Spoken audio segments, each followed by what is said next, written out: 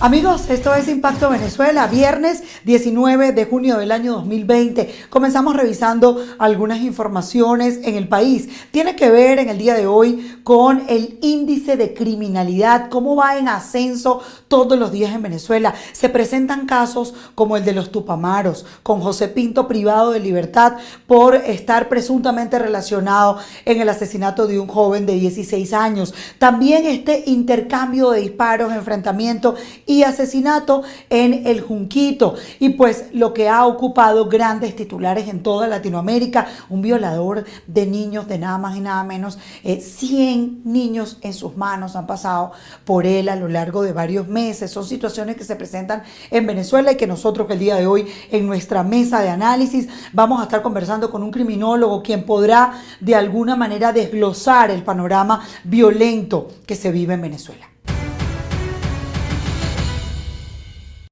Amigos de Impacto Venezuela, el día de hoy en nuestra mesa de análisis conversamos con Luis Isquiel. Él es abogado venezolano, profesor en criminología. ¿Cómo está, doctor? ¿Cómo le va? Le saludamos. Hola Carla, ¿cómo estás? Sí, Un pues saludo igualmente desde acá. por acá muy preocupados por la situación de Venezuela en lo relacionado a esta, parece que fuera como una ola criminal que se levantó de un momento a otro. Sabemos que Venezuela ocupa el lugar número uno en muertes violentas prácticamente en el mundo. Esta es una estadística que no quisiéramos decirla, pero esta semana tenemos unos casos increíbles, doctor, y nos ocupa y nos preocupa además el caso, por ejemplo, del estado Zulia, donde una sola persona, un violador, es capaz de abusar sexualmente de cerca de 100 menores de edad. El caso, por ejemplo, del Junquito, donde también hay enfrentamiento entre el CICPC y los cuerpos policiales, la policía de allí. Entonces nosotros decimos, estamos en presencia de un país lleno de violencia, el papá violento, ciudadanos violentos. Ciertamente, Carla, vivimos en un país que es un completo caos. Cualquiera de esas noticias que tú mencionas, más muchas otras que ocurren a diario acá en Venezuela, causarían un impacto tremendo en cualquier sociedad latinoamericana y mucho más en otros países del mundo que son menos violentos desde el punto de vista criminal. Que una persona logre abusar sexualmente de cerca de 100 niños, eso solo nos explica la impunidad terrible que hay en nuestro país. Es decir, violó a al primer joven o adolescente, luego al segundo, al tercero. La policía de investigación en Venezuela nunca hizo su trabajo, no lo capturó. El Ministerio Público tampoco, que es el encargado acá de dirigir la investigación penal bajo el sistema acusatorio que hay en Venezuela. Los tribunales tampoco, es decir, no hay una institucionalidad que permite que este tipo de casos ocurran con mucha frecuencia en nuestro país. Y lo otro, de enfrentamientos entre cuerpos de seguridad, ya eso es algo cotidiano en nuestro país. Acá hemos visto enfrentamientos, por ejemplo, entre la FAES y el CICPC en plena autopista de Caracas, inclusive colocando en peligro a los conductores que presenciaron ese hecho, porque ahí un enfrentamiento entre policías que todos están armados es algo de altísima peligrosidad. En el pasado también ha ocurrido otros hechos similares y recientemente ocurrió algo también que forma parte de la cotidianidad, pero que llama la atención, que inclusive fue un enfrentamiento entre Policía Nacional Bolivariana y bomberos, en pleno centro de Caracas también. Lo Bomberos vimos. agarrando tubos, palos para golpear a los policías y los policías amenazando a los bomberos. Es un país sin institucionalidad, completamente en caos y anarquía bajo esta situación que tiene Nicolás Maduro acá. Ahora, ¿qué decirle a estos ciudadanos que de alguna manera se alarman cuando ven que hay un enfrentamiento en plena autopista como lo del CICPC y el FAES, o a los ciudadanos que pudieron presenciar nada más y nada menos que bomberos contra policías también? ¿Es un país fuera de control, profesor? Carla, el año pasado la empresa Gallup hizo una encuesta en más de 140 países en el mundo y le preguntó a la gente si confiaba o no confiaba en sus cuerpos policiales. Bueno, lamentablemente Venezuela terminó en el último lugar. Somos el país donde los ciudadanos desconfían más de los cuerpos de seguridad. Y este tipo de episodios es algo que refuerza esa sensación de los ciudadanos. Acá, Carla, acabaron con el sistema policial en nuestro país, policías emblemáticas como la PTJ, la antigua PTJ, sí, que es la Policía de Investigación, una policía que estaba considerada entre las mejores del mundo. Muchas de las policías latinoamericanas se formaron con el modelo y bajo las directrices del 6CPC, hoy 6CPC, anteriormente PTJ. Recuerdo, por ejemplo, la policía de Nicaragua, se fundó con funcionarios de la PTJ que fueron hasta ese país y brindaron toda su experiencia y toda su sapiencia para indicarle a las policías de Nicaragua cómo debían arrancar, cómo debían crecer. Hoy en día, bueno, la mala formación de los funcionarios, la politización, acá el que no sea chavista, el que no sea madurista, no está dentro de un cuerpo policial, no importa que sea un funcionario competente. Muchos han salido del 6CPC, de las otras policías. Tenemos una Policía Nacional Bolivariana completamente ideologizada.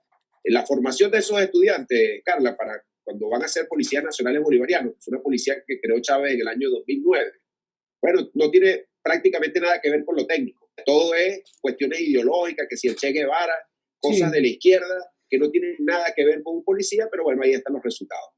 Claro, entonces, ¿qué viene ahora para el ciudadano, tomando en cuenta esto que ha pasado nada más y nada menos cerca de 7 días en los que se ha desatado varios temas de violencia muy emblemáticos? Por ejemplo, el caso de José Pinto, el líder de los Tupamaros, formado además por Hugo Chávez. Recordemos de dónde viene el movimiento Tupamaro, de dónde salió además Lina Ron, cómo comenzaron los colectivos, qué ocurre dentro del 23 de enero, donde según Iván Simonovich habita Jesús Santrich.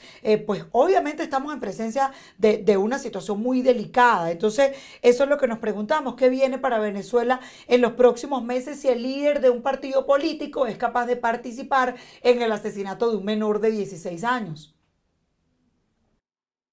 Bueno, tú acabas de mencionar uno de los 8 bloques de delincuencia organizada que hay en nuestro país, que son en este caso los colectivos, que son grupos de delincuencia organizada ideologizados, en este caso, que como tú has mencionado, bueno, han crecido bajo la impunidad y bajo el auspicio de Hugo Chávez y también de Nicolás Maduro. En el 23 de enero, que es un barrio emblemático acá de la ciudad de Caracas, que por cierto queda frente al Palacio de Miraflores, eso se ha convertido en un microestado. Es decir, quienes gobiernan allí y tienen sometidos a las poblaciones son grupos como este que tú acabas de mencionar, los Tupamaros, pero también hay otros allí como La Piedrita, Tres Raíces y otros colectivos que son el verdadero poder, la verdadera fuerza que desplazó al Estado. Ahí no entra policía, sino es bajo la autorización de estos grupos al margen de la ley. Y acaban de detener a José Pinto, que es uno de los fundadores de los Tupamaros, acusado de una cuestión gravísima. Al parecer, los restos de un adolescente aparecieron en una hacienda de su propiedad en La Guaira, muy cerca acá de Caracas, sí. Y todo indica que estaría él y sus escoltas involucrados en ese asesinato. Claro, además en Impacto Venezuela pudimos obtener en exclusiva el testimonio de la mamá y del papá. Nosotros hemos hecho seguimiento a ese caso y ha sido muy delicado porque pues obviamente ahora están amenazando a la mamá y al papá si hablan, y ellos se atrevieron a hablar y a decir, a denunciar la situación de manera abierta. No tienen miedo porque pues ya están en un momento en el que mira, ya perdieron un hijo, pues prácticamente lo han perdido todo. Pero entonces, ¿cómo es que el líder de los Tupamaros, siempre muy cercano a Chávez y pues obviamente cercano de alguna manera al régimen de Maduro, se atreve a participar en algo como esto y sale de la comandancia de la fiscalía en La Guaira y grita, venceremos, con grosería además incluida, ¿no? Bueno, porque estos son grupos paramilitares que se armaron desde el poder. Se le entregaron armas para controlar a la disidencia política. Hay que recordar que estos colectivos son los que se presentan en todas las protestas que tiene la oposición en todo el territorio nacional y llegan golpeando con palos, con armas de fuego, disparando. Han asesinado personas en esas protestas. Pero esas armas no solo las utilizan para combatir a la disidencia política, sino que muchas veces esas armas están involucradas en hechos de delincuencia común. Y acá vemos un episodio de eso, pues con este asesinato. Esto Por cierto, lo hemos narrado en un libro que recientemente hemos publicado que se denomina Revolución de la Muerte, 20 años de crimen, violencia e impunidad en Venezuela, que escribimos junto con el criminólogo Fermín Mármol García, nuestro colega, y allí plasmamos cómo fue el crecimiento de estos colectivos y también describimos las características de los otros 7 bloques de delincuencia organizada que existen en el país, a diferencia de los colectivos. Sí, si tienes en la mano el libro, Luis, me gustaría que nos muestres para ver un poco la portada del libro porque había visto en redes sociales de qué se trataba y quisiera entonces saber el alcance que puede tener, qué es lo más importante que hay en este libro, cuál sería el gran titular para hablarle al mundo de la criminalidad en Venezuela. Sí, lamentablemente no tengo un ejemplar a la mano, pero hay una página de Instagram que se denomina Revolución de la Muerte y allí está la portada del libro y información sobre el mismo. Carla, hemos querido, Fermín Mármol y yo, contribuir dejar constancia histórica de cómo se desató esta ola criminal desde 1999 en Venezuela, cuál ha sido la actuación y crecimiento de los grupos de delincuencia organizada, cómo ocurrió la destrucción del sistema policial, del sistema de justicia, del sistema carcelario, cómo acá me alcanzaron una copia del libro, o un ejemplar. Perfecto. Del libro, Eso, Revolución de la Muerte. 20 años de crimen, violencia e impunidad en Venezuela. Repito, describimos todas las causas de esta situación de criminalidad en Venezuela, las cifras, y muy importante, hacemos también unas recomendaciones de políticas públicas que en el futuro, cuando se produzca un cambio político tan deseado acá en nuestro país, puedan aplicarse y Venezuela pueda definitivamente empumbarse hacia ser un país de paz. Doctor, yo quisiera saber si en ese libro podemos concluir que de alguna manera Venezuela es el país más violento del mundo. Bueno, exactamente, que el primer capítulo, Carla, habla de los 330.000, escúchese bien, 330.000 homicidios que han ocurrido en nuestro país desde 1999. Por supuesto, todas estas cifras sustentadas en estudios de ONG nacionales y también de organismos internacionales. Esa calamidad que ha ocurrido acá ha situado a Venezuela en el primer lugar del ranking mundial de asesinatos. Hoy 20 puntos por encima del segundo país de Latinoamérica y del mundo, que vendría siendo, se compiten entre Honduras, El Salvador y Jamaica. Esos son los países que están 20 puntos o más por debajo del ranking mundial del mundo, ranking mundial de asesinatos. Y además Venezuela tiene 6 ciudades dentro del ranking de las 50 más violentas del mundo. Ha sido toda una ola de criminalidad que quisimos dejar plasmada para la historia en este libro de Revolución de la Muerte, 20 años de crimen, violencia e impunidad en Venezuela. ¿Y esas 6 ciudades cuáles serían, doctor, ya para terminar? Bueno, Caracas tradicionalmente en los últimos rankings siempre ha estado entre los primeros lugares. Ahora aparece en el 6º lugar y es la primera capital. Luego está Maturín, Barquisimeto, Ciudad Guayana, Ciudad Bolívar y Valencia. Serían las otras 5 ciudades que acompañan a Caracas en ese cruento ranking que hace todos los años una ONG mexicana que se llama Seguridad, Justicia y Paz. Sí, que además debería de alguna manera también llegar al estado Zulia porque los casos que hemos visto en el Zulia han sido deprimentes, gente que por la misma crisis busca muchos mecanismos para de alguna manera salir de la situación, roban cables, terminan muertos en unos pozos buscando agua, buscando electricidad, buscando gas. Ha sido una situación bien dura también la del estado Zulia. Doctor, gracias por habernos atendido, por haber estado con nosotros en Impacto Venezuela. Pues siempre es bueno escuchar todo este tipo de cifras que de alguna manera ponen al descubierto a la dictadura de Nicolás Maduro. No, muchísimas gracias a ti y un saludo a todos los que nos ven y nos escuchan. En nuestra mesa de análisis el día de hoy, Luis Isquiel, abogado y profesor de criminalística en Venezuela, de alguna manera nos ha mostrado una radiografía de lo que está pasando en el país, cómo estas bandas criminales de diferentes nombres, colectivos armados, que están entrenados en Miraflores y por supuesto lo que tiene que ver con estos primeros grupos donde se inició todo, como los Tupamaros, como estos colectivos del 23 de enero, grupos como La Piedrita, que hacen hacen vida en Venezuela y que ahora ya están consolidados como unas bandas criminales. Ha sido una semana muy dura en Venezuela con el tema de la criminalidad. Lo que siempre ocurre es que la política tiende a tapar todo, la arremetida contra los partidos políticos, el caso Alex Saab y lo que se desmantela como bandas criminales que manejan mucho dinero, pues entonces esto que ocurre a nivel de asesinatos, de violencia, que está Venezuela peleándose el primer lugar con otros países, pues de alguna manera queda totalmente opacado. Por eso el día de hoy era tan importante para nuestra mesa de análisis poder desglosar todo lo que tiene que ver con la criminalidad en el país. Nuestros equipos están desplegados en todo el país, por eso comenzamos este recorrido informativo. Mientras existe polémica por el denominado robo de símbolos y tarjetas de los partidos de oposición en Venezuela, el chavismo empieza a mover sus piezas con fines electorales. Piezas políticas claves del Partido Socialista Unido son movidas a las regiones con mayor población electoral. Es un reporte de nuestro compañero Jesús Albino. Gracias, Carla. Nicolás Maduro empezó a mover sus fichas políticas por todo el país. Uno de los primeros movimientos estratégicos que realizó con miras al proceso de la Asamblea Nacional es volver a poner a Aristóbulo Istúriz como cabeza del Partido Socialista Unido de Venezuela en la región oriental. Escuchemos las primeras impresiones de Aristóbulo Istúriz al llegar nuevamente al estado Anzoátegui. Las cosas cuando ganan, pero tienen miedo. Y entonces lo que hacen es usar la vía violenta, salirse de la política, creer y oponerse a las elecciones. Yo creo que el logro fundamental que se ha hecho con la reforma del Consejo Electoral, la renovación de las autoridades del Consejo Electoral, la decisión del Tribunal Supremo ha sido muy sabia, nos ha colocado una ruta muy precisa hacia las elecciones, donde toda la flexibilidad para que participe el mayor número de organizaciones políticas, ¿verdad?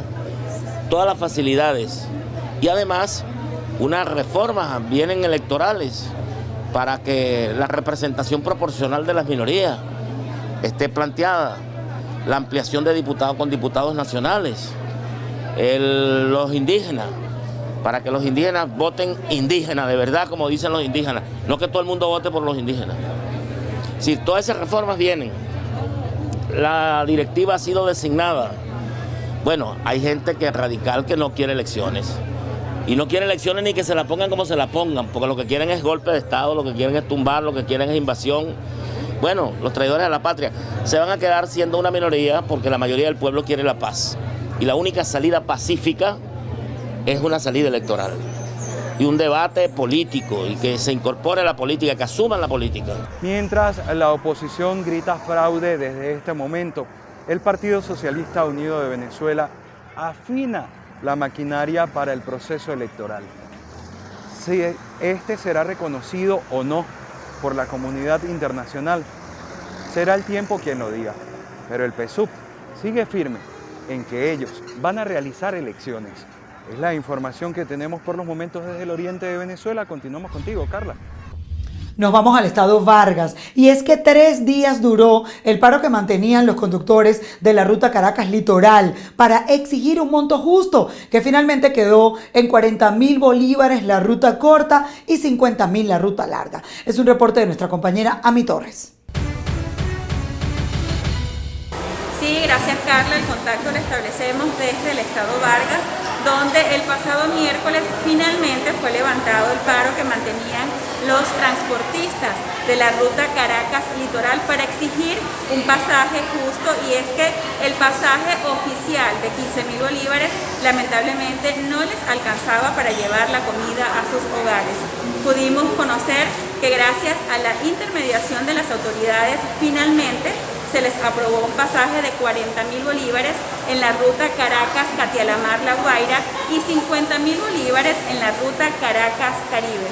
De igual forma, el pasado lunes comenzó a trabajar la ruta de los zigzag hasta Caracas, lo que de alguna manera permitió solventar la contingencia que se registró con los pasajeros de esta importante ruta. pero dejemos que sea precisamente un transportista quien nos cuente los acuerdos a los que llegaron con las autoridades. El acuerdo se llegó ayer con el jefe de Seguridad Ciudadana, Andrés Concalve, que se actualizó la tarifa que él había actualizado el lunes. Hubo un malentendido con los órganos regulares aquí del Estado Vargas y se aclaró la situación ayer. ¿Cuál es el pasaje ahora? 40 bolívares hacia Castelamar y 50 bolívares hacia el Caribe. ¿Todas las camionetas reanudaron las operaciones? Sí, claro que sí. ¿Cuál ha sido la respuesta del usuario? No, sin ningún problema, sin ningún tipo de problema. Todo ha pasado bien, sin ningún tipo de problema. Gracias, Jami, por tu reporte. Nos vamos al estado Lara. Y es que con la reactivación de rutas de autobús entre Barquisimeto y Yaracuy en el centro de Venezuela, los usuarios del transporte público denunciaron que los taxistas están cobrando el pasaje, oiga bien, en $0.50. Es decir, quien dependa de un salario mínimo puede tomar una unidad solo 6 veces al mes. Es un reporte de nuestro compañero Ramón Vélez. Los afectados señalan que ante el aumento deben pedir aventones para poder desplazarse, debido a que no les alcanza el dinero correspondiente a sus salarios. A eso suman la falta de efectivo por los problemas que hay en Venezuela para obtener el efectivo. El pasaje está fuerte, el efectivo también, y el sueldo no alcanza para estar uno diario pagando pasaje. Para poder llegar al sitio porque no tienen el dinero para pagarlo. No. Y los autobuses deberían de tener un punto para que la gente pueda pagar, el que tiene, porque los sueldos están por debajo de los pasajes, porque la gente no está ganando suficiente para pagar esos pasajes tan altos. Vale acotar que en la ciudad de Barquisimeto, en el occidente venezolano, recientemente se abrió el terminal de pasajeros para cubrir a rutas foráneas. Allí, autoridades del sector transporte vigilan que los choferes de autobús no cobren con sobreprecio el pasaje. Desde el estado Lara, Ramón Vélez, Somos Impacto, Venezuela.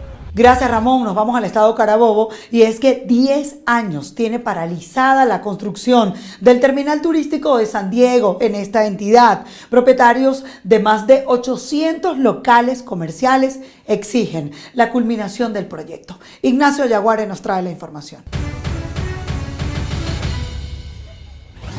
La obra, que comprende un terminal de pasajeros, área comercial y un hotel, nunca fue terminada en el periodo establecido. Para aquellos que durante el inicio de la construcción pagaron para adquirir un local comercial, dicen haber sido estafados. Esta fue una licitación desde el año 2010 que hizo directamente la alcaldía, donde se lo asignó a una constructora, Ingeniería GBR. Era la construcción de la obra, era aproximadamente 200 millones de bolívares de la época. Se paró aproximadamente en el año 2013, cuando tenía que haber sido entregada la primera parte de la obra. Después de allí hemos acudido a diferentes entes gubernamentales, a la alcaldía, a la sindicatura. Nos hemos reunido con los 3 alcaldes que han estado de turno y no hemos tenido respuesta. Lo único que dicen es que no hay dinero para terminar la obra. Por su parte, el alcalde de San Diego, León Jurado, aseguró que la obra fue paralizada entre 2013 y 2015 por el gobierno nacional, hecho que, sumado a la creciente inflación del momento, impidió la continuidad del proyecto. En este momento, la obra se encuentra paralizada producto de la situación económica que tenemos en el país. Duró más de 2 años paralizada, desde el 2013 al 2015, por una actuación del gobierno nacional, a través del cual había una supuesta investigación ambiental, cuando ahí se demostró, en las mismas actas del expediente consta, que no hubo ningún daño ambiental. Esa paralización de 2 años generó que en ese momento teníamos una inflación del 600% y afectó la continuación de la obra. Una de las propuestas hechas por los afectados es abrir una nueva licitación con empresas interesadas en culminar la obra y así poder iniciar el negocio al cual dicen haber destinado todos sus ahorros. Desde el estado Carabobo, Ignacio Yaguare, Somos Impacto, Venezuela. Representantes del Foro Penal en el estado Lara denuncian que están investigando los tratos crueles que están recibiendo los detenidos del municipio Torres por el concepto de protestas, nada más y nada menos que por reclamar servicios básicos. Irregularidades que aparentemente tenemos o que conocemos, es que el tratamiento que se le ha dado a estas personas ha sido fuera de lo regular. Lo regular debe ser que una persona que se encuentra detenida, encarcelada en el Estado venezolano, se le tiene que respetar sus derechos. Pareciera que no ha sido así, es por esto que no vamos a generar un juicio de valores hasta que no tengamos un elemento probatorio. De parte del tribunal hemos tenido o hemos sido acogidos con respuestas inmediatas. No entendemos por qué razón no ha sido así del órgano que obviamente mantiene la seguridad de estas personas. Nos vamos al estado Táchira, y es que según el Sindicato Bolivariano del Transporte de esta entidad, es insuficiente el litraje de combustible subsidiado para el sector al mes. Denuncian que no se está garantizando de manera óptima el abastecimiento en estas semanas de cuarentena. Es un reporte de Marine Glot. Según el Sindicato Bolivariano del Transporte del Estado Táchira, es insuficiente el litraje de combustible subsidiado para el sector al mes. Denunció que no se está garantizando de manera óptima el abastecimiento en estas semanas de cuarentena. El Sindicato Bolivariano del Transporte exigió se reactiven más unidades para prestar el servicio en cuarentena. Denunció el incremento de terminales clandestinos al tiempo que condenó la falta de gasolina para el sector.